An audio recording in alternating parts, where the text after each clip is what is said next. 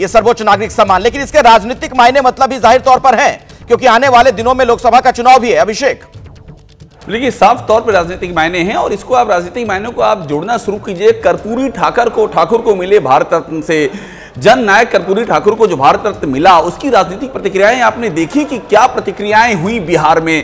चौधरी चरण सिंह को जो भारत रत्न दिया गया है, ये भी वैसी ही राजनीतिक प्रतिक्रिया का परिणाम दिखाई पड़ेगी, इसमें दो राय नहीं है। देखिए हर एक क्रिया की प्रतिक्रिया होती है। ये दोनों ही नेता जिनको दिया गया है, निस्संदेह भारत में कई सारे ऐसे, जिसे कहते हैं मील का पत्थर, जिसे कहते हैं कि एक ऐसा परिवर्तन, पीवी नरसिम्हा राव का नाम जब भी याद किया जाता है तो 1991 के बाद जो एक आर्थिक प्रगति का दौर आया, जिस तरह से चीजों में बदलाव हुआ, जिस तरह से नई अर्थव्यवस्था के दरवाजे खुले, जिस तरह से लाइसेंस राज, कोटा परमिट लाइसेंस राज को एक किनारे किया गया, उस सब में उनका योगदान ऐसा है कि जिसकी आज भी चर्चा की जाती है। और एक बात मैं आपको और बताऊं, उनके परिवार की ओर से लगातार ये शिकायत भी सामने आई कि उनको वो ड्यू जो सम्मान था वो नहीं मिला है, और भारत रत्न की मांग उनके परिवार की ओर से पहले भी उठाई गई है। और बीजेपी लगातार कहती आई कि बाबा साहेब अंबेडकर को भी भारत रत्न कांग्रेस से नहीं दिया, वो तब दिया गया जब सरकार में बीजेपी शामिल थी। तो बाबा साहब अंबेडकर, कर्पूरी ठाकुर, चौधरी चरण सिंह, पीवी नरसिम्हा राव, आप एक परंपरा देखिए, ये इशारा करती है कि कांग्रेस की ओर से जो भारत रत्न की उम्मीदवार हैं या जिनको दिया गया है, उसमें परिवार हावी है। और यहां जिनको दिया गया है वहां वे लोग हैं जिनका कि देश और समाज और आर्थिक नीतियों में योगदान है। और बड़ी बात यह कि जो कांग्रेस के हैं उनको भी कांग्रेस ने, जो कांग्रेस में रहे, उनको भी कांग्रेस सरकार ने भारत रत्न के योग्य नहीं समझा। तो ये एक नैरेटिव है, और ये नैरेटिव जो बिल्डअप हो रहा है अखिलेश, ये लोकसभा चुनाव के पहले हो रहा है। कुछ तो होंगी फौरी प्रतिक्रियाएं जो अभी दिखाई पड़ेंगी, जैसे ही कर्पूरी ठाकुर जी को जब भारत रत्न दिया गया तो बिहार में दिखाई पड़ी थी, यहां भी दिखाई पड़ने जा रही हूं। मैं आपको बता रहा हूं, जो जयंत चौधरी से बातचीत हुई है, हमारे सोर्सेज ये कहते हैं, उसमें भारत रत्न का इशू ये एक इशू था और अब ये आ गया है, इसकी प्रतिक्रिया यहां भी दिखाई पड़ेगी और फिर लोकसभा चुनाव में भी ये नैरेटिव दिखाई पड़ेगा आपको। जी ठीक है। और राकेश जी, पीवी नरसिम्हा राव जी का नाम इस लिस्ट में शुमार होना क्या कहता है? मतलब कांग्रेस वाले अब ये तो नहीं कह पाएंगे कि हमारे लोगों के लिए नहीं सोचते हो आप? मुझे याद है कि जब पीवी नरसिम्हा राव जी का निधन हुआ, उस निधन के बाद उनके पार्थिव देह के साथ जो कुछ हुआ, मुझे लगता है कि ये देश ने देखा है। ये दूसरे बड़े नेता हैं कांग्रेस के, प्रणब मुखर्जी जी के बाद नरसिम्हा राव जी दूसरे बड़े नेता हैं जिनको भारत रत्न देकर सम्मानित किया गया। अब इसको आप मौसम के मिजाज में कहा जाता है कि जब विक्षोभ होता है तो उससे मिजाज चेंज हो जाता है मौसम का, हवा का। अब आप इसको देखिए कि दक्षिण और पश्चिम, तो दक्षिण पश्चिम का ये राजनीतिक विक्षोभ है जो 2024 के राजनीतिक हवा को बदलेगा। तो पश्चिम में 27 सीटें हैं, 27 सीटों में 16 सीट 2019 से भारतीय जनता पार्टी जीती थी। इस बार उसकी कोशिश है कि हम 27 में मैक्सिमम सीट जीते। उसके लिए जयंत के साथ गठबंधन हो रहा है। चौधरी चरण सिंह जी को भारत रत्न दिया जा रहा है।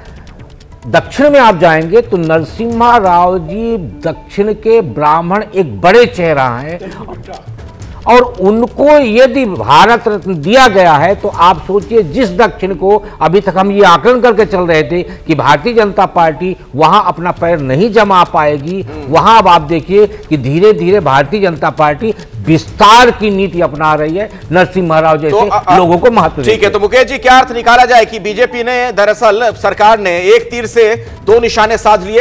एक तो ये तमाम जो शख्सियतें हैं इन्हें ये सम्मान मिला ही, दूसरी तरफ इसके राजनीतिक फायदे भी होंगे। बिल्कुल, देखिए जैसा कि राकेश जी ने कहा, मैं बिल्कुल इस बात से सहमत हूं। तीनों ही भारत के लिए बहुत महत्वपूर्ण काम करके गए हैं। इन तीनों को ही ये भारत रत्न जैसा सम्मान पहले मिल जाना चाहिए था। एक बात मैं इसमें ज़रूर जोड़ना चाहूँगा कि एक तरह से कह सकते हैं कि मास्टर स्ट्रोक की तरह है, जिसमें कि आप चुनाव जीतने के लिए, पार्टियों के साथ अलायंस करने के लिए, छोटे छोटे गठबंधन करने के लिए अगर इस तरह के अनाउंसमेंट करते हैं तो कहीं ऐसा लोगों के मन में आपका काम अच्छा है, करते हुए भी अच्छा दिखना चाहिए। ऐसा ना लगे लोगों को कि संदेह आ जाए कि कहीं आप सीट अलाइनमेंट के लिए, सीट एडजस्टमेंट के लिए भारत रत्न देने जैसे काम तो नहीं कर रहे हैं। ये नहीं आना चाहिए। दूसरी बात है कि अगर इस तरह का कोई भी अनाउंसमेंट है, इसके लिए एक पूरी प्रक्रिया होनी चाहिए कि हर साल किस समय में किस तरह से रेगुलर हो। ये नहीं हो कि चुनाव के ठीक पहले आप इस तरह के अनाउंसमेंट करें। ठीक है, ये बुरा नहीं है, लेकिन इससे अच्छा ये होता कि एक कमेटी होती है नॉर्मली पद्म। बहुत बहुत धन्यवाद, हार्दिक अभिनंदन। कि उन्हें किसानों की सबसे बड़ी मांग जो थी, जो चरण सिंह को भारत रत्न ने की, हमेशा सभी पार्टियों की मांग थी, सभी सांसदों की मांग थी। शायद ये मांग, मुझे नहीं लगता किसी और व्यक्ति के लिए इतनी कभी मांग उठी हो। तो प्रधानमंत्री का बहुत बहुत धन्यवाद, आभार। संजीव बालियान को आपने सुना, प्रधानमंत्री का आभार। हाँ, जल्दी से आप छोटे में अपनी बात रख लीजिए। हाँ। नरसिम्हा राव ने बहुत महत्वपूर्ण योगदान भारतीय अर्थव्यवस्था को दिया, लेकिन भारत रत्न ऐसा व्यक्ति को मिलना चाहिए जिसमें कि कहीं पे भी कभी छींटा ना पड़ा हो। उनके ऊपर करप्शन का बहुत बड़ा मामला रहा और वो सबने देखा था, जो सूटकेस वाला मामला। तो इसीलिए मुझे लगता है कि इस पे कभी थोड़ा सा विचार करना। तो आपको ये लग रहा है कि राजनीतिक फैसला ज्यादा है इस मामले में, नरसिम्हा राव जी के मामले में, ये कहना चाह रहे हैं? मुझे तो तीनों ही अनाउंसमेंट का समय, खास तौर से प्रक्रिया पूरी एक पारदर्शी होनी चाहिए। और ठीक है, अब मैं चर्चा को आगे बढ़ाता हूं। अभिषेक उपाध्याय भी मेरे साथ न्यूज रूम से जुड़े हुए। अभिषेक, आप भी इस बात का जो जिक्र कर रहे थे, कर्पूरी ठाकुर के नाम का ऐलान होता है भारत रत्न के लिए, नीतीश कुमार जमकर तारीफ करते हैं सरकार की, और उसके बाद कैसे हमने पाला बदल लिया था उन्होंने, सबने देखा। अब चौधरी चरण सिंह के नाम का ऐलान भारत रत्न के लिए, इसके बाद क्या होने वाला है, क्या हो सकता है? बहुत सारी चीजें चल रही थी अखिलेश, और ये उसी के पैरेलल हुआ है। जयंत चौधरी के साथ में बीजेपी की बातचीत चल रही है, ये ओपन सीक्रेट, इसमें कुछ छिपा नहीं है। किन किन सीटों पर बात चल रही है ये भी क्लियर है, और डील की और बाकी की शर्तें क्या हैं, एमएलसी से लेकर के राज्यसभा सीट, लोकसभा सीट, ये सब कुछ पब्लिक डोमेन में आ चुका है। जयंत चौधरी ने अपने जो प्रोग्राम रद्द किए हैं, दो प्रोग्राम थे उनके, वो भी पब्लिक डोमेन में है।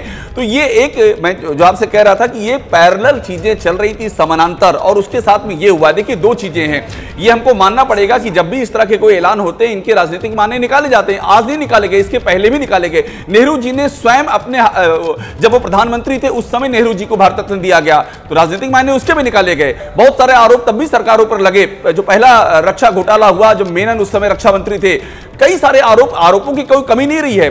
जैसे ही घड़ी का काटा दोपहर 2:30 पे आए, बबीता जी का दिल सास बहू साजिश के लिए मचल जाए। और ये है इनकी बहू, पूरे दिन ऑफिस की टेंशन हो जाए गॉन जब ये करें अपना फेवरेट शो फ्री टाइम पे ऑन।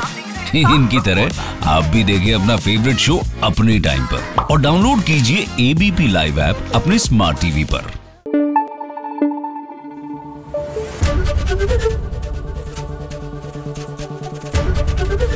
एबीपी न्यूज आपको रखे आगे।